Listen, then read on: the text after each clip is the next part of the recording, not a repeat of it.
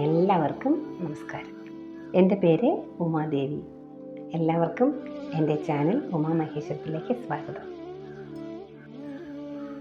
ഹരേ ഗുരുവായൂരപ്പ, നാരായണ അഖില ഗുരു ഭഗവൻ നമസ്തേ. ഇന്ന് ഞാൻ ഹരിനാമ കീർത്തനത്തിലെ 45-ാമത്തെ ശ്ലോകവും അതിൻ്റെ അർത്ഥവുമായിട്ടാണ് വന്നിരിക്കുന്നത്. തത്വാർത്ഥമിത്ത അഖിലത്തിനുമുണ്ട് വ്യത, ശബ്ദങ്ങളുള്ളിൽ വിലസീടുന്നു പാർക്കിലത. മുക്തിക്കു തക്കൊരുപതേ മുക്തിക്കു കാരണമതേ ശബ്ദമെന്നു തവ, വാക്യങ്ങൾ തന്നെ ഹരി നാരായണായ നമ. ഇവിടെ വാക്കർത്ഥമാണ് പറയുന്നത്. ഇത്തം ഇങ്ങനെ ചിന്തിച്ചാൽ അഖിലത്തിനും കാണപ്പെടുന്ന സകലതിലും തത്വാർത്ഥമുണ്ട്. ബധ വസ്തു സത്തായി ജഗദീശ്വരൻ സ്ഥിതി ചെയ്യുന്നു എന്ന് കാണാം. അഥ എന്നാലും പാർക്കിൽ സൂക്ഷിച്ചാൽ ശബ്ദങ്ങളുള്ളിൽ വിലസിയിടുന്നു, ശബ്ദങ്ങൾക്കുള്ളിൽ ബോധവസ്തു പ്രകടമായി വിളങ്ങുന്നുണ്ടെന്നറിയാൻ കഴിയും. അതേ ശബ്ദം വ്യക്തമായ വസ്തു സാന്നിധ്യമുള്ള ആ ശബ്ദം തന്നെയാണ് മുക്തിക്കു കാരണമെന്ന്, അതുകൊണ്ട് മോക്ഷത്തിന് ഹേതുവെന്ന് തവ വാക്യങ്ങൾ തന്നെ, ഭഗവത് വചനങ്ങളായ വേദങ്ങൾ തന്നെ പ്രഖ്യാപിക്കുന്നു. ഹരി നാരായണന് നമസ്കാരം. ഇങ്ങനെ ഇനി സെൻറ്റൻസ് അർത്ഥം പറയാണ്. ഇങ്ങനെ ചിന്തിച്ചാൽ കാണപ്പെടുന്ന സകലതിലും വസ്തു സത്തായി ജഗദീശ്വരൻ സ്ഥിതി ചെയ്യുന്നു എന്ന് കാണാം.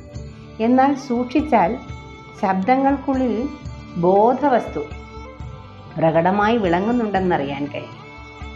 അതുകൊണ്ട് വ്യക്തമായ വസ്തു സാന്നിധ്യമുള്ള ശബ്ദം തന്നെയാണ് മോക്ഷത്തിന് ഹേതുവെന്ന് ഭഗവത് വചനങ്ങളായ വേദങ്ങൾ തന്നെ പ്രഖ്യാപിക്കുന്നു. ഹരിനാരായണന് നമസ്കാരം. അപ്പോൾ ഇവിടെ ശബ്ദവും മോക്ഷവും കുറിച്ച് പറയണം. അപ്പം ഒരു ശബ്ദമുണ്ട് നമുക്ക് മോക്ഷത്തിലേക്ക് എത്താനുള്ള ശബ്ദം. അതെന്താണെന്നാണ് ഇവിടെ ആചാര്യൻ നമ്മെ ഈ വരികളിലൂടെ പഠിപ്പിക്കുന്നത്. അത് പരമാത്മാവ് തത്വാദിയായതുകൊണ്ട് എല്ലാ നാമരൂപങ്ങളിലും വസ്തുസ്വരൂപമായി വർത്തിക്കുന്നത് പരമാത്മാവ് തന്നെയാണ്, അല്ലേ? അപ്പം പരമാത്മാവ് തത്വാദിയും ഉണ്ടായതാണ്. അപ്പോൾ എല്ലാ നാമരൂപങ്ങളിലും, ഇപ്പോൾ മനുഷ്യരൂപങ്ങളിലാവട്ടെ, സസ്യ ജന്തു മൃഗങ്ങൾ എല്ലാത്തിലും എന്തെല്ലാം തരത്തിലുള്ള നാമങ്ങളുണ്ടോ അത് പോയിട്ട് വസ്തു സ്വരൂപമായി വർത്തിക്കുന്നത് പരമാത്മാവ് തന്നെയാണ്. വസ്തു സ്വരൂപം എന്ന് പറയുന്നത് നമ്മുടെ ആത്മാവ്, അല്ലേ? നമ്മുടെ ജീവസത്ത. എന്നാൽ കട്ടിപിടിച്ച ജഡസ്വരൂപങ്ങളിൽ ഭഗവത് സാന്നിധ്യം എളുപ്പത്തിൽ കണ്ടെത്താൻ കഴിയുന്നില്ല. അത് കട്ടിപിടിച്ചത് നമ്മുടെ മനുഷ്യ സഹജമല്ലാത്ത കാര്യങ്ങളെ കുറിച്ചാണ് ഇവിടെ പറയുന്നത്. കണ്ടെത്താൻ കഴിയുന്നില്ല. നേരെ മറിച്ച് മിന്നൽ പോലെ പൊന്തി മറയുന്ന ശബ്ദങ്ങളിൽ ബോധസ്വരൂപമായ സത്യത്തെ പ്രകടമായി കണ്ടെത്താൻ ചിലർക്ക് കഴിയും. അതിവിടെ പറയുന്നത് ചിലർക്കെന്ന് ഉദ്ദേശിക്കുന്നത് അതായത് മുനിവര്യന്മാരെ കുറിച്ചാണ് ഇവിടെ പറയുന്നത്. എന്താണ്? മിന്നൽ പോലെ പൊന്തി മറയുന്ന ശബ്ദങ്ങളിൽ. ഇപ്പോൾ ഇടിവെട്ടും മിന്നൽ ശബ്ദങ്ങളൊക്കെ നമ്മൾ കേൾക്കുന്നില്ല. അതിൽ ആ മിന്നലിൻ്റെ കൂടെ ഉണ്ടാകുന്ന ആ ശബ്ദം, അതിനെക്കുറിച്ചാണ് ഇവിടെ പറയുന്ന ബോധസ്വരൂപമായ സത്യത്തെ പ്രകടമായി കണ്ടെത്താൻ ചിന്താശീലർക്ക് കഴിയും. അങ്ങനെയുള്ള ഇതിനെക്കുറിച്ച് ഞാൻ പറയാം. തത്വത്തെക്കുറിച്ച്, അതായത് നമ്മൾ തത്വമസി, അതായത് നമ്മുടെ അത് നീ തന്നെയാണ് എന്നുള്ള തലത്തിൽ ചിന്തിക്കുന്നത്, അല്ലാതെ നമ്മൾ സാധാ ചിന്തിക്കുന്ന തലമല്ല. അതായത് നമ്മുടെ ആത്മാവിനെ കുറിച്ച് ആത്മീയമായി ചിന്തിച്ച്, അതായത് ആത്മാവും പരമാത്മാവും തമ്മിലുള്ള ബന്ധത്തെക്കുറിച്ച് ആലോചിച്ച് ചിന്തിച്ച് ഉറപ്പിച്ചെടുക്കുന്നവർക്കാണ് ഈ പറയുന്ന കാര്യത്തെക്കുറിച്ച് സത്യത്തെ പ്രകടമായി കണ്ടെത്താൻ ചിന്താശീലർക്ക് കഴിയും. അത് അവരാണ് മനനം ചെയ്യുന്നവരാണ്, അല്ലേ? ഈ മനനം ചെയ്യുന്നത് നമ്മൾ അറിയുന്ന കാര്യത്തെ കൂടുതൽ ഗ്രാഹ്യമായിട്ട് നമ്മുടെ ബുദ്ധി ഉപയോഗിച്ച് നമ്മുടെ ബുദ്ധിയിലെ ബോധത്തെയും കൂടെ ചേർത്ത് നമ്മൾ മനനം ചെയ്യുന്നതാണ്. അപ്പോൾ ബോധതലം അത്രയും പ്രകടമായി ഇരിക്കുമ്പോൾ മാത്രമേ നമുക്ക് മനനം ചെയ്തെടുക്കാനുള്ള കഴിവുണ്ടാവും. അല്ലെങ്കിൽ നമ്മൾ പ്രപഞ്ചപരമായ ചിന്തകൾ കൂടെ പെട്ട് നമ്മൾ കിടക്കുക. അത് യോഗികൾക്കാണ് ഇതിൻ്റെ കൂടുതൽ യോഗാവസ്ഥയിൽ അവർ നേടിയെടുത്ത കഴിവാണല്ലേ. അവരിലെ ആ തത്വത്തെ, അവരിലെ ആ വസ്തുബോധത്തെ അവർ തെളിച്ചെടുത്തതിൻ്റെ പേരിൽ അവർക്കുണ്ടാകുന്ന ആ ഗുണമാണ് ഇവിടെ പറയുന്നത്. പ്രപഞ്ച സൃഷ്ടിക്കായി ബോധവസ്തുവിൽ നിന്നും ആദ്യം ഉണ്ടാകുന്ന ശക്തി സ്പന്ദനമാണ് ശബ്ദം. അപ്പം നമുക്ക് ശബ്ദമില്ലാതെ ഒന്നും തിരിച്ചറിയാൻ പറ്റത്തില്ലല്ലോ. അപ്പം നമ്മുടെ ഈ എന്താണ് ഈ പറയുന്നത്, പ്രപഞ്ച സൃഷ്ടിക്കായി ബോധവസ്തുവിൽ നിന്നും ആദ്യം ഉണ്ടാകുന്ന ശക്തി സ്പന്ദനമാണ് ശബ്ദം. നമ്മളെ പ്രകൃതി മായ ദേവി നമ്മളെ പ്രയോഗമായി പ്രപഞ്ചം സൃഷ്ടിക്കുമ്പോൾ ആ പ്രപഞ്ചത്തിന് ആധാരമായത് ശബ്ദമായിരുന്നു.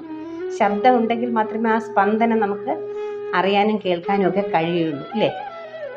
അതുകൊണ്ട് പറയുകയാണ്, അതുകൊണ്ട് ശബ്ദം ശുദ്ധ സത്യത്തോട് തൊട്ട് നിൽക്കുന്നു അല്ലേ. ഇവിടെ വരുന്ന സത്യത്തിൻ്റെ ശുദ്ധത്വം വരുന്ന ഓങ്കാര മന്ത്രത്തെക്കുറിച്ചാണ് ഇവിടെ ഉദ്ദേശിക്കുന്നത്. അപ്പം അത് എവിടെ നിൽക്കുന്നു? ആ ഓങ്കാര ശബ്ദമാണിത്. അത് സത്യത്തോട് അല്ലേ, അത് സത്യം എന്തിനോട് തൊട്ട് നിൽക്കുന്നു? ശുദ്ധ സത്യത്തോട് തൊട്ട് നിൽക്കുകയാണ് ആ ശബ്ദം. ശബ്ദം എന്ന് പറയുന്നത് നമ്മുടെ ജീവൻ്റെ ശബ്ദം, ജീവൻ്റെ സ്പന്ദനം. ജീവൻ്റെ സ്പന്ദനത്തിനൊരു താളക്രമത്തോടു കൂടിയുള്ളൊരു സ്പന്ദനം, ഒരു ശബ്ദമുണ്ട്. അതൊക്കെ നമുക്ക് ഇങ്ങനെ ഋഷിവര്യന്മാർ അനുഭവിച്ചറിഞ്ഞത് കൊണ്ടാണ് അവരത് ഈ തത്വത്തെ വ്യക്തമായി നമുക്ക് പറഞ്ഞ് മനസ്സിലാക്കുന്നത്. അതായത് നമ്മളെപ്പോലുള്ള ഒരാൾ അങ്ങ് അറിയുന്നില്ല, നമ്മളങ്ങ് അത്രത്തോളം നമുക്ക് അതിനുള്ള എന്തായിട്ട് അതിൻ്റെ ഒരു ഇത് ചിട്ടപ്പെട്ട, അല്ലെങ്കിൽ നമ്മളതിൻ്റെ ആ സത്തയെ ആഗ്രഹിക്കാനും അതിനെ പുലർത്താനുമുള്ള നമ്മൾ ആ വ്യഗ്രത എത്ര കൂടിക്കൂടി വരുന്നോ അതിനനുസരിച്ചാണ് നമ്മൾ ചിന്തിക്കാനും മനനം ചെയ്ത് നമ്മളത് മനസ്സിലാക്കാൻ, അതിനെ മനസ്സിലാക്കി നമുക്ക് പ്രായോഗികമാക്കാനുമുള്ള ഒരു കഴിവ് നമുക്കിവിടെ കിട്ടുന്നത് ഇല്ലേ. അപ്പം ഇവിടെ പറയുന്നു എന്താണ്, പ്രപഞ്ച സൃഷ്ടിക്കായി ബോധവസ്തുവിൽ നിന്നും ആദ്യമുണ്ടാകുന്ന ശക്തി സ്പന്ദനമാണ് ശബ്ദം.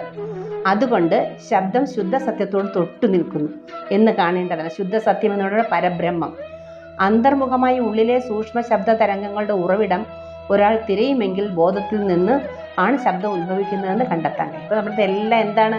ബോധവസ്തുവായ ബോധം, പരബ്രഹ്മ തത്വം നമ്മളിൽ എല്ലാവരിലും ഉണ്ടെന്ന് മനസ്സിലാക്കുക. അപ്പോൾ അതിന് തെളിയിക്കുന്ന ഒരാൾക്ക് മാത്രം, അതായത് യോഗി, അവർക്ക് മാത്രമാണ് ഇത് കണ്ടെത്താൻ കഴിയുന്നതെന്ന് ഈ ശബ്ദങ്ങളുടെ ആ സ്പന്ദനം, പ്രാണന്റെ സ്പന്ദനമാകുന്ന ശബ്ദം കണ്ടെത്താൻ കഴിയുമെന്നാണ് ഇവിടെ പറയുന്നത്. ആദ്യം ബോധത്തിൽ നിന്നും പ്രാണസ്പന്ദന രൂപത്തിലും തുടർന്ന് വിചാര രൂപത്തിലും വളർന്ന ശേഷമാണ് നാവ് കൊണ്ട് ഉച്ചരിക്കപ്പെടുന്ന മട്ടിൽ ശബ്ദം പുറത്തു വരുന്നത്. അപ്പോൾ നമ്മൾ വെറുതെ ഇങ്ങി വരികയല്ലേ ശബ്ദം ബോധതലത്തിൽ അല്ലേ, ബോധതലത്തിൽ നിന്നുണ്ടായി അത് പ്രാണസ്പന്ദനമായി നമ്മളെ ചിന്തകൾക്കും വികാരങ്ങൾക്കും. ഇപ്പം നമ്മളൊരു വാക്ക് എന്തെങ്കിലും പറയണമെന്ന് നമ്മുടെ ബോധവും മനസ്സും വിചാരിച്ചതിന് ശേഷമേ നമുക്കത് ഈ മറ്റ് ജ്ഞാനേന്ദ്രിയങ്ങൾ കൊണ്ട് പുറത്ത് നമുക്കത് പുറപ്പെടുവിക്കാൻ കഴിയുള്ളൂ. അതാണ് ഇവിടെ പറഞ്ഞുകൊണ്ട് വരുന്നത്. എന്താണ്? പ്രാണസ്പന്ദന രൂപത്തിലും തുടർന്ന് വിചാര രൂപത്തിലും വളർന്ന ശേഷം ശബ്ദത്തിന് വളർച്ചയുണ്ട്. ആ ഉണ്ടാകുന്ന സ്പന്ദനത്തിലൂടെ, ആ സ്പന്ദനമെന്ന് പറയുന്നത് തന്നെ പരബ്രഹ്മമാണ്. ആ പരബ്രഹ്മമാകുന്ന ബോധവസ്തുവിലാണ് അത് ആദ്യം തെളിയുന്നത്. അത് തെളിഞ്ഞ് ബുദ്ധിരൂപേണ മനസ്സിൽ വന്നിട്ട് ആ മനസ്സിൽ നിന്ന് മനസ്സുണ്ടെങ്കിലേ ഇതൊക്കെ ഉണ്ടാകാൻ പറ്റില്ല. വികാരം ഉണ്ടാകുന്ന ഭാഗം മനസ്സാണ്, ഹൃദയത്തിന് തൊട്ട് നിൽക്കുന്ന ആ മനസ്സാണ്. അപ്പോൾ ആ മനസ്സുണ്ടെങ്കിൽ നമുക്ക് വികാരങ്ങളുടെ വ്യതിയാനം വരുത്താൻ കഴിയും. അങ്ങനെ ആ ബോധവസ്ഥയിൽ അതുണ്ടായി അത് മനസ്സിലൂടെ വിചാര ബീജികളായിട്ട് വന്നതിന് ശേഷമാണ് നമ്മുടെ നാവിലൂടെ ആ ശബ്ദം പുറത്തു വരുന്നത്. ശബ്ദത്തിൻ്റെ ഈ ഉൽപ്പത്തി രഹസ്യവും സൂക്ഷ്മഭാവവും ധരിച്ചുകൊണ്ട് തന്നെയാണ് വേദങ്ങളും ഋഷിമാരും ആത്മസാക്ഷാത്കാരത്തിനും ശബ്ദത്തെ അവലംബിക്കാൻ അനുശാസിച്ചത്. അപ്പോൾ ഇങ്ങനെ കിട്ടുന്ന ആ ശബ്ദത്തിലൂടെയാണ് നമുക്ക് വേദങ്ങളിലൂടെയാണ് ഈ അറിവുകൾ മുനിമാർക്ക് കിട്ടുന്നത്. അവരത് മനസ്സിലാക്കി വേദത്തിൽ പറയുന്ന കാര്യങ്ങൾ സ്വായത്തമാക്കി ഉള്ളിൽ നിന്ന് മനസ്സിലാക്കി അങ്ങനെ അവരെന്തിനവലംബിച്ചു? ശബ്ദത്തെ അവലംബിച്ചുകൊണ്ടാണ് മോക്ഷമാർഗത്തിലേക്ക് തിരിയാനുള്ള അവസരം ഉണ്ടാക്കിയെടുത്തത്. അതിനുശേഷം എന്താകുന്നു? മനസ്സിന് ഏകാഗ്രത നേടി സത്യം ദർശിക്കാനുള്ള പ്രധാന ഉപായം മന്ത്രങ്ങളാണല്ലോ. അതാണ് മന്ത്രങ്ങൾക്ക് അത്രയും പവർഫുള്ളാണ് മന്ത്രങ്ങളാണ്. ഒരു മന്ത്രവും നമ്മൾ കെയർലെസ് ആയിട്ട് പറയരുത്. നമ്മൾ വേണം എന്ന് വെച്ച് മനസ്സിൽ ഗുരുവിനെയും ഈ ഗണപതിയെയും ഒക്കെ സ്മരിച്ച് നമ്മുടെ മനസ്സിനകത്ത് വാഗ്ദേവതയും മനസ്സിൽ വിചാരിച്ച് വേണം നമ്മൾ എന്ത് മന്ത്രവും നമ്മൾ ആരെങ്കിലും പറയുന്ന കേട്ട് യൂട്യൂബിൽ അങ്ങനെ ഇങ്ങനെയൊക്കെ കേൾക്കുന്നുണ്ട് നമ്മൾ ഉടനെ അത് ചെയ്യാൻ പോലും. മന്ത്രങ്ങൾക്ക് ഭയങ്കര ശക്തിയാണ്. സാധാ ഒരു മന്ത്രം നമുക്ക് ഭഗവാൻ എല്ലാവരും ഉപദേശിച്ചു തന്നിട്ടുണ്ട്. ഹരേ രാമ ഹരേ കൃഷ്ണ, കൃഷ്ണ കൃഷ്ണ ഹരേ ഹരേ, ഹരേ കൃഷ്ണ ഹരേ കൃഷ്ണ, കൃഷ്ണ കൃഷ്ണ ഹരേ ഹരേ, ഹരേ രാമ രാമ രാമ ഹരേ. ഈ ഓം പ്രയോഗിക്കുമ്പോൾ അതൊക്കെ ബീജമന്ത്രങ്ങളാണ്. അപ്പോൾ ബീജമന്ത്രങ്ങൾക്ക് ഓരോന്നിനെ പ്രതിനിധീകരിച്ചായിരിക്കും നിൽക്കുന്നത്. അപ്പം നമ്മളത് അതിൻ്റേതായ അത് കൊടുത്ത് വേണം അതിനെ നമ്മൾ ആചരിച്ച് വേണം നമ്മളതിനെ പറയാൻ. എങ്കിൽ മാത്രമേ അതിനുള്ള ഫലമുണ്ടൂ. അതുകൊണ്ട് ഒരാൾ യൂട്യൂബിൽ എന്തെങ്കിലും ഒരു നന്മ കാര്യം ചെയ്ത് കഴിയുമ്പോൾ നമ്മൾ അത്രയും, ഇപ്പോൾ ഗുരു ഇല്ലെങ്കിൽ ഗുരുവിനെ ഭഗവാനെയെങ്കിലും വിചാരിച്ചിട്ട് അതിൻ്റെ കൃത്യമായ ഒരു മീറ്ററിൽ വേണം നമ്മളതിന് പുറപ്പെടാൻ വേണ്ടി. അല്ലെങ്കിൽ നമുക്കത് ഉച്ചരിച്ചില്ലെങ്കിൽ കുഴപ്പമില്ല, ഉച്ചരിച്ച് തെറ്റ് വരുത്തുമ്പോൾ അത് വേറൊരു ഫലമാണ് നമ്മളിൽ ഉണ്ടാക്കുന്നത്. അപ്പം നമ്മൾ എന്ത് വേണം, എടുത്തു ചാടരുത്, എടുത്തു ചാടാതെ വേണം നമ്മൾ മനസ്സിലാക്കണം. ആ പറയുന്ന കാര്യങ്ങൾ കുറേ നാൾ നമ്മൾ മനസ്സിലാക്കി അതിനെക്കുറിച്ച് റെഫർ ചെയ്യാൻ നോക്കണം. വേറെ എവിടെയെങ്കിലുമൊക്കെ ഉണ്ടോ എന്നൊക്കെ മനസ്സിലാക്കണം. ഒന്നുമില്ലെങ്കിൽ ഗൂഗിളിൽ തപ്പിൻ്റെ ആ രഹസ്യം എന്താണ്, അതുകൊണ്ട് ഉദ്ദേശിക്കുന്നത് എന്താണെന്ന് ഒന്ന് നമ്മൾ മനസ്സിലാക്കിയിട്ട് വേണം നമ്മൾ ഏത് മന്ത്രത്തിലും കൈവയ്ക്കാൻ. മന്ത്രങ്ങൾ തൊട്ടില്ലെങ്കിൽ കുഴപ്പമില്ല. മന്ത്രങ്ങൾ അങ്ങനെ വേദമന്ത്രങ്ങളാണ്. വേദങ്ങൾ എന്ന് പറഞ്ഞാൽ അത്രയും, വേദമന്ത്രം എന്ന് പറയുന്നത് വാഗ്ദേവതയിൽ നിന്നും അല്ലെങ്കിൽ ഭഗവാൻ പരബ്രഹ്മ സ്വരൂപമായ അതെല്ലാം ഒന്നാണല്ലോ, ദേവിയും ദേവനും എല്ലാം ഒന്നാണ്.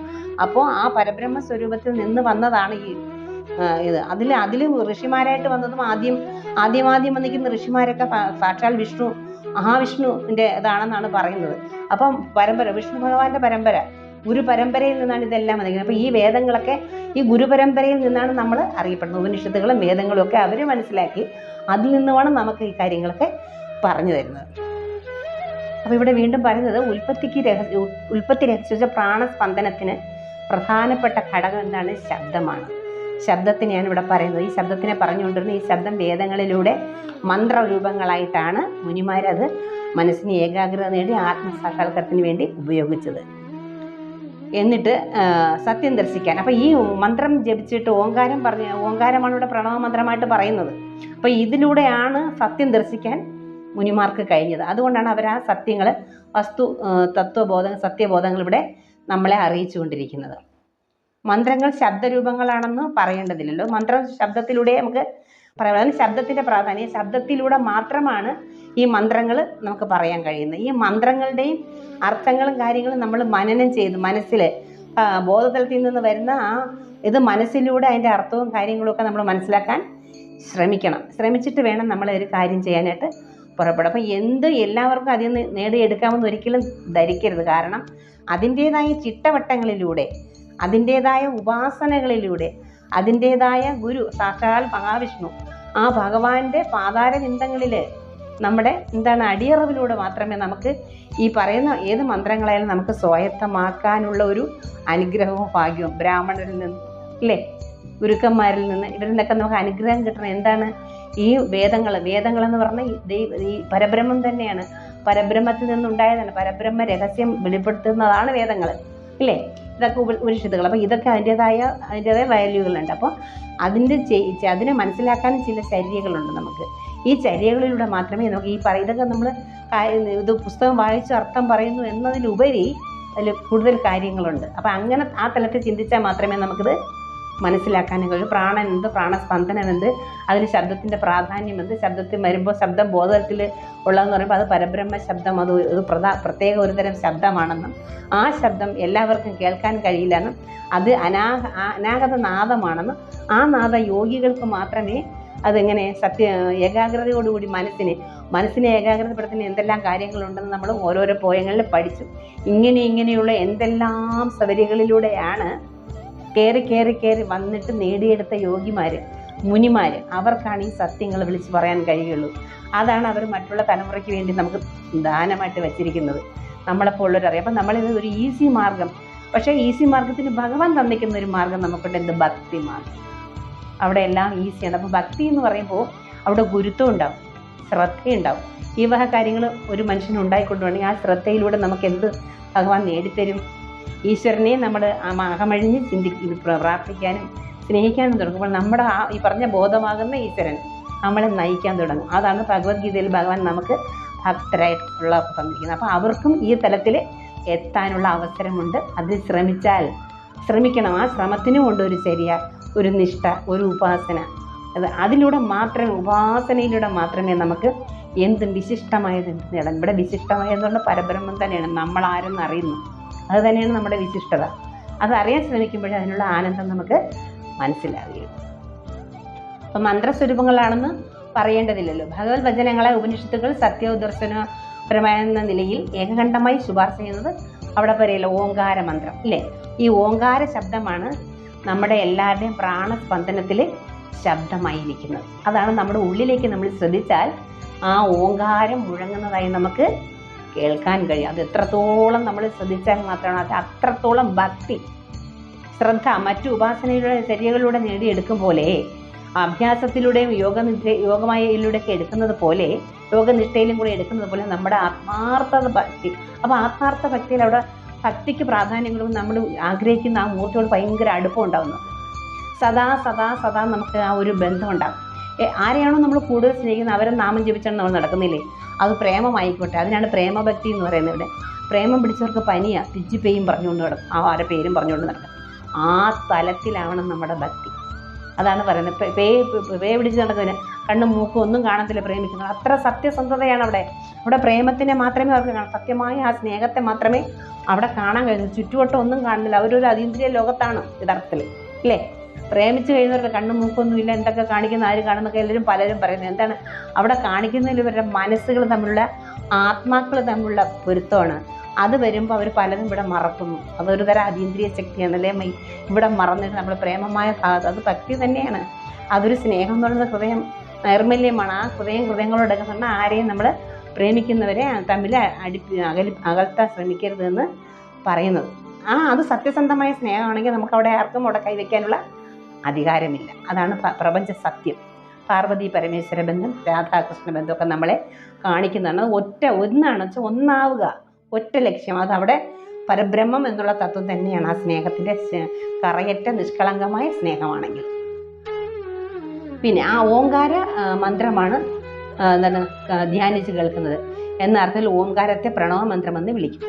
അപ്പോൾ ഈ ശബ്ദം മന്ത്രമാണ് ഓങ്കാരം. അപ്പോൾ ഓങ്കാര മന്ത്രത്തെ പ്രകീർത്തിച്ചുകൊണ്ടാണ് മുനിമാരെന്താണ് ആ ഉള്ളിലുള്ള സത്യത്തെ അറിയുന്നത്. ഇത് ജപിച്ച് വരുന്നവർക്ക് അവസാനം ഉള്ളിൽ നിന്ന് തന്നെ അതിങ്ങനെ തിരിച്ചിങ്ങോട്ട് നമ്മൾ റിപ്പീറ്റ് ചെയ്യുന്നു പറയുന്നത്.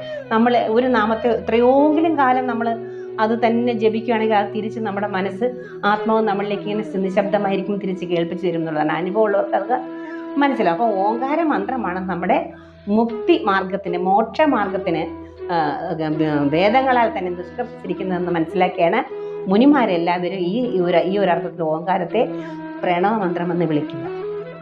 പ്രണവ മന്ത്രത്തെ സമാശ്രയിച്ച് സത്യത്തെ കാണേണ്ട വിധം ഉപനിഷത്തുകളിലാണ് വിവരിച്ചിരിക്കുന്നത്. അപ്പോൾ ഈ മുനിമാര് ഉപനിഷത്തുകളും വേദങ്ങളും ഒക്കെ കുറേയൊക്കെ മനസ്സിലാക്കാൻ നമ്മൾ ആത്മജ്ഞാനത്തിന് കുറച്ച് അറിവ് നമുക്ക് വേണം. നമുക്കിപ്പോൾ നേരിട്ട് തന്നെ ഈ മുനിമാരെ അറിഞ്ഞ് അത് നമുക്ക് പറഞ്ഞു തരണം. അപ്പം നമുക്ക് അത്രത്തോളം ആ പുസ്തകങ്ങളിലേക്ക് നമ്മുടെ വായന പോകുന്നില്ല. ഇവരുടെ നിഷ്കർഷിച്ചിരിക്കുന്ന ആ കാര്യങ്ങൾ മനസ്സിലാക്കിയിട്ട് നമ്മൾ വായിച്ചാലും നമുക്ക് ആ കാര്യങ്ങൾ മനസ്സിലാക്കും. എല്ലാത്തിനും ഉതകുന്നതാണ് നമ്മുടെ ഈ വേദപുസ്തകങ്ങൾ, അതായത് വേദാന്ത പുസ്തകങ്ങൾ. അതായത് നമ്മുടെ ഈ നമ്മൾ തീരെ പറയുന്നില്ലേ, ഈ നമ്മുടെ ജ്ഞാനപ്പാന, നമ്മുടെ ഈ ഹരിനാമകീർത്തനം, അല്ലെങ്കിൽ നമ്മുടെ ഭാഗവതം, ഭഗവത്ഗീത, ഇതെല്ലാം ഇതിന് ഉദാഹരണങ്ങളാണ്. ഇത് നമുക്ക് മനസ്സിലാക്കാനുള്ള ഉത്തമ ഉദാഹരണങ്ങളായ പുസ്തകങ്ങളാണ്, വേദപുസ്തകങ്ങളാണ് നമ്മുടെ കയ്യിലിരിക്കുന്നത്. അപ്പം ആ ആത്മജ്ഞാനം നമുക്ക് കിട്ടണമെങ്കിൽ നമ്മൾ ഈ പുസ്തകങ്ങളെ ആശ്രയിക്കാൻ നമുക്ക് ഭക്തി ഉണ്ടാവണം. ഭക്തി ഉണ്ടായാൽ മാത്രമേ ആ തരത്തിലുള്ള പുസ്തകങ്ങളൊക്കെ നമ്മൾ എടുത്തു നോക്കാൻ, നമ്മളെ വേണ്ട ആത്മാവിന് എന്താ വേണ്ടത്, മോക്ഷമില്ലേ, അപ്പം നമ്മളെ അതിലേക്ക് പ്രേരിപ്പിക്കും. അപ്പം അതിനൊരു മനസ്സ്, നമ്മൾ ഒരു ചര്യ, അത് കുട്ടിക്കാലത്തേ നമുക്കുണ്ടായാൽ മാത്രമേ നമ്മൾക്ക് ഈ ഒരു ലെവലിൽ എത്താൻ കഴിയും. അതുകൊണ്ടാണ് കുട്ടികളിലാണ് നമ്മളിത് ബാലജനസഖ്യം, ഇതൊക്കെ നമ്മൾ നടത്തുന്നത് എന്തിനാണ്? കുഞ്ഞുങ്ങളിൽ അവരിൽ നാമമന്ത്രങ്ങൾ, നാമജപങ്ങളിലൂടെയാണ് അവരെ കുട്ടി കഥകൾ പറഞ്ഞു കൊടുത്താണ് അവരെ മനസ്സിൽ ഈശ്വരനെ ഒന്ന് പ്രതിഷ്ഠിപ്പിക്കുന്നത്, അല്ലേ? കൃഷ്ണൻ്റെ കഥ പറയുമ്പോൾ അവർക്ക് കൃഷ്ണനെ അങ്ങ് ഇഷ്ടപ്പെടും. കൃഷ്ണൻ കൊച്ചുകുട്ടിക്ക് വെണ്ണ കെട്ടുന്ന കഥ പറഞ്ഞാൽ മതി. തെറ്റാടി വെച്ച് ഗോപികമാരുടെ വെണ്ണക്കലങ്ങൾ പൊട്ടിക്കുന്നത് പറഞ്ഞു കൊടുത്താലും ആ തരത്തിലുള്ള അറിവിലോടുകൂടി അവർ ഭഗവാൻ കൃഷ്ണനെ എന്ത് ചെയ്യും, സ്മരിക്കുകയും ശ്രവണം ചെയ്ത് മനസ്സിലാക്കുകയും അതിൽ പഠിപ്പിക്കുന്ന കൊച്ചു കീർത്തനങ്ങൾ പഠിക്കുകയും അങ്ങനെ അവരുടെ മനസ്സിൽ കുട്ടിക്കാലത്താണ് നമ്മൾ എല്ലാം കുഞ്ഞുങ്ങൾക്ക് കുറേശ്ശെ കൊടുക്കാൻ. നമ്മൾ അറിയാത്തത് വല്ലതും അവർ പറഞ്ഞ് ഇവിടെ പുറത്ത് പറയുന്നുണ്ട്. എന്താണ് നമ്മളുടേതായ മുതിർന്നവരുടെ തന്നെ കാര്യങ്ങൾ. അപ്പോൾ അവർക്ക് എത്ര ശ്രദ്ധയും എത്രയും ഗ്രാസ്പ് ചെയ്യാനുള്ള കഴിവും അത് തിരിച്ച് മറ്റുള്ളവർക്ക് പറയാനുള്ള കഴിവൊക്കെ അവർക്ക് എത്രയുണ്ടെന്ന് നമ്മൾ മനസ്സിലാക്കണം. അപ്പോൾ കുട്ടിക്കാലത്താണ്, കുഞ്ഞുനാളിലെ വേദങ്ങൾ രാജകുമാരന്മാരെയൊക്കെ പഠിപ്പിക്കുന്നില്ലേ, എന്താണ് കുട്ടിക്കാലത്തെ വേദങ്ങളും യോഗാഭ്യാസങ്ങളും എല്ലാം പഠിച്ചു കഴിഞ്ഞാൽ അവർ ഏകാഗ്രതയോടെ പഠിക്കും. ആ കാലത്ത് എല്ലാം തലയിൽ കയറും. കുറച്ചൊരു കൗമാരപ്രായം വരുമ്പോഴാണ് അവരുടെ സ്വഭാവത്തിനൊക്കെ കുറച്ച് മാറ്റം വരുന്നത്. അപ്പം ബാല്യകാലത്ത്, അതായത് എഴുത്തിനിരുത്തുന്ന കാലത്ത് തന്നെയാണ് എല്ലാ ജ്ഞാനങ്ങളും നമ്മൾ കുഞ്ഞുങ്ങൾക്ക് പറഞ്ഞു കൊടുക്കുക. അപ്പം കുട്ടികളെ പിടിച്ച ആത്മീയ കാര്യങ്ങൾ 3 വയസ്സിൽ പറഞ്ഞു കൊടുക്കാൻ പറ്റുമോ? ഇല്ല. അപ്പോൾ അവിടെ നമുക്ക് വേണ്ടുന്നത് എന്തിനാണ്? കൊച്ചു കൊച്ചു ശ്ലോകങ്ങൾ, കൊച്ചു കൊച്ചു കീർത്തനങ്ങൾ, കൊച്ചു കൊച്ചു കഥകൾ, ഇതവരുടെ മനസ്സിൽ തന്നെ കിടക്കും. നാളിൽ പറഞ്ഞ ഡ്രോമാസ് വലുതാകുമ്പോഴത്തേക്കും അത് വലിയ വലിയ ബുദ്ധിമുട്ടുണ്ടാക്കുന്നു എന്ന് പറയുന്ന അതൊരു തരം. പക്ഷെ ഭക്തി എന്താണ്, ഈ ഡ്രോമ പോലുള്ള കാര്യങ്ങളൊന്നും ഉണ്ടാവാതെ അവരുടെ നല്ല ഭാവി ആശയങ്ങളും മനസ്സിനകത്ത് സ്നേഹവും ഗുരുത്വവും അവരുടെ കഴിവുകളും ഒക്കെ കുഞ്ഞുനാളിൽ നല്ലതായിട്ട് പ്രകാശിക്കാൻ തുടങ്ങും. കുഞ്ഞുങ്ങൾ റോസാപ്പൂക്കളല്ലേ, എന്തുകൊണ്ടാണ് ചാച്ചാജി കുഞ്ഞുങ്ങളെ റോസാപ്പൂക്കളോട് ഉപയോഗിച്ച് അവരിൽ നല്ല നല്ല ഗുണങ്ങൾ, വാസനകൾ, ഭംഗി ഇല്ലേ, ഇതൊക്കെ അതിനകത്തുണ്ട്. പിന്നെ സ്നേഹത്തിൻ്റെതാണ് ആ റോസാപ്പൂക്കൾ. അപ്പോൾ എല്ലാം അതിൽ ഉൾക്കൊള്ളുന്ന മഹാന്മാർക്ക് മാത്രമേ അങ്ങനെയൊക്കെ ചിന്തിക്കാൻ കഴിയുള്ളൂ അല്ലേ. കുട്ടികളെ റോസാപ്പൂക്കളോട് ഉപയോഗിക്കും. നമ്മൾ കുഞ്ഞിന്ന് ക്ലാസ്സിലൊക്കെ വന്നിരിക്കുന്ന കൊച്ചുങ്ങളെ കുളിപ്പിച്ച് ഒരുക്കി സ്കൂളിൽ വിടും. നിങ്ങൾ KG സെക്ഷനിലെ കുട്ടികളെ ഒന്ന് അടുത്ത് വിളിക്കണം. എനിക്ക് തോന്നുന്നു ഏതാണ്ട് അമ്മമാരല്ല, അസുഖം പിടിച്ച കുട്ടികൾ മാത്രമേ അങ്ങനെ കുളിക്കാതൊക്കെ വരുള്ളൂ. ഫസ്റ്റ് ഡേ സെക്കൻഡ് ഡേ ഒക്കെ ഞാൻ എൻ്റെ സ്കൂളിൽ എങ്ങനെയാണ് കുട്ടികൾ വരും, എന്തൊരു മണം, റോസാപ്പൂക്കളെ പോലെ തന്നെയാണ് അവരെ കാണാനും നല്ല ഭംഗിയാണ്, നല്ല നീറ്റായ ഡ്രസ്സാണ്, മുടിയൊക്കെ കെട്ടിവെച്ച് ഒരുങ്ങി പൗഡറൊക്കെ, പലതരം പൗഡറുകളാണ്. അപ്പോൾ സുഗന്ധങ്ങൾ അങ്ങനെ. പിന്നെ അവരുടെ ഗുണങ്ങൾ എന്താ, പാടും, ഡാൻസ് ചെയ്യും, മിമിക്രി കാണിക്കും, കഥാപ്രസംഗം പറയും, പൊങ്കത്തരം പറയും. എൻ്റെ വീട്ടിൽ വിമാനമുണ്ട്, അതൊക്കെ ഉണ്ടെന്ന് അങ്ങോട്ടും ഇങ്ങോട്ട് പറയും, ട്രെയിനുണ്ട് എന്നൊക്കെ പറയുന്നത് ഞാൻ കേട്ടിട്ടുണ്ട്. അപ്പോൾ ഇങ്ങനെയുള്ള എന്തെല്ലാം വാസനകൾ അടങ്ങിയിരിക്കുന്ന ഒരു എന്തോ ഡെപ്പി എന്ന് പറയാം. ആ ഡെപ്പി തുറന്നാൽ അല്ലേ എന്തൊരു മണമാണ്. അതാണ് കുട്ടികൾ. അപ്പോൾ കുട്ടികളിൽ ഒരുപാട് വാസന ഇതെല്ലാം നിറഞ്ഞിട്ടുണ്ട്. പക്ഷെ അതിനെ പരിപോഷിപ്പിച്ചെടുക്കേണ്ടതാണ് പാരൻസിൻ്റെയും ടീച്ചേഴ്സിൻ്റെയും കടമ അല്ലേ. അപ്പോൾ കുഞ്ഞുനാൾ മുതൽ കുട്ടികൾക്ക് ഈ മോട്ടിവേഷൻസ് എന്ന് പറയുമ്പോൾ ഇതായിരിക്കണം. അവരുടെ സ്വഭാവങ്ങൾക്ക് മാറ്റം വരണമെങ്കിൽ നമുക്ക് ഭക്തി ഉണ്ടാവണം. ഭക്തി ഉണ്ടാകുമ്പോൾ ഗുരുത്വം ഉണ്ടാകും. ഗുരുത്വം ഉണ്ടാകുമ്പോൾ അതിൻ്റെ അതുകൊണ്ട് അവർക്ക് അവരുടെ ഭാവി ഭാസുരമാകും. ഇതൊക്കെയാണ് നമ്മൾ കുഞ്ഞുനാളിലെ കുട്ടികൾക്ക് ഇത് കൊടുക്കുക. അപ്പോൾ ഇവിടെ പറയുന്നത് ഓങ്കാര മന്ത്രമാണ് നമുക്ക് മോക്ഷത്തിന് അങ്ങേയറ്റത്തെ പ്രതിവിധി എന്ന വേദങ്ങളും ഉപനിഷത്തുകളും പറയുന്നത് അനുസരിച്ച് നമ്മുടെ ആചാര്യന്മാർ അത് മനസ്സിലാക്കി അവർ മനോനിയന്ത്രണം നടത്തി അവർ സത്യത്തെ കണ്ടുപിടിച്ചു. ആ കണ്ടുപിടിച്ച് അനുഭവിച്ചറിഞ്ഞ കാര്യങ്ങളാണ് നമുക്കിവിടെ ഈ പദ്യത്തിലൂടെ വിവരിച്ചു തരുന്നത്. അപ്പോൾ നമുക്ക് ഇങ്ങനെയുള്ള കാര്യങ്ങൾ, അപ്പം നമുക്ക് ഈ ശബ്ദം എന്ന് പറയുമ്പോൾ നമ്മുടെ ഈ പഞ്ചഭൂതങ്ങളിൽ ഒന്നാണല്ലോ ശബ്ദം, ആകാശമാണ് ശബ്ദത്തെ പ്രതിനിധീകരിക്കുന്നത്. അപ്പം നമ്മൾ എന്ത് പറയുമ്പോഴും നമ്മൾ മുകളിലോട്ട് നോക്കിയാണ് പറയുന്നില്ല, കണ്ണടച്ചിട്ട് നമ്മൾ മുകളിലേക്ക് സാക്ഷി വയ്ക്കുന്നുണ്ട്. ഏത് ഭക്തരും ഏത് അമ്പലത്തിൽ തൊഴുതാലും നമ്മളെ മനസ്സ് മുകളിലാണ്. അപ്പം മുകളിൽ ആകാശമാണ് ശബ്ദമെങ്കിൽ ആ ശബ്ദം പരബ്രഹ്മ സ്വരൂപമെങ്കിൽ അതിന് എത്രത്തോളം പ്രാധാന്യമുണ്ട് അല്ലേ. ഓരോന്നിനും പ്രാധാന്യമുണ്ട്. എല്ലാ ഭൂതങ്ങളും പഞ്ചഭൂതങ്ങളെന്ന് പറയുന്നത് എന്തൊക്കെയാണ്? ആദ്യം അഗ്നി, ജലം, വായു, ആകാശം, ഭൂമി. അതിൽ ആകാശം എന്ന് പറയുന്ന തത്വമാണ് ശബ്ദം എന്ന് പറയുന്നത്. പിന്നെ അതുപോലെ തന്നെ നമ്മുടെ വായുവാണ് നമ്മുടെ സ്മെല്ല് അല്ലേ, നമ്മൾ ശ്വാസം ചെയ്യുന്നത്. അതുപോലെ തന്നെ ഇങ്ങനെ ഓരോന്നുണ്ട്. അഗ്നി നമ്മുടെ ജഠരാഗ്നി, നമ്മുടെ ആഹാര പദാർത്ഥത്തെ ദഹിപ്പിക്കാനുള്ള ഒരു ഇതാണ്. ഇനി അകത്തെ കാര്യങ്ങൾ പഠിക്കാനുണ്ട്. നമ്മൾ സ്ഥൂല ശരീരത്തിൻ്റെ ബയോളജിയും ഇതൊക്കെ നമ്മൾ പഠിച്ചിട്ടുണ്ട്. പക്ഷേ ഇനി സൂക്ഷ്മ ശരീരത്തിൻ്റെ ഉണ്ട്.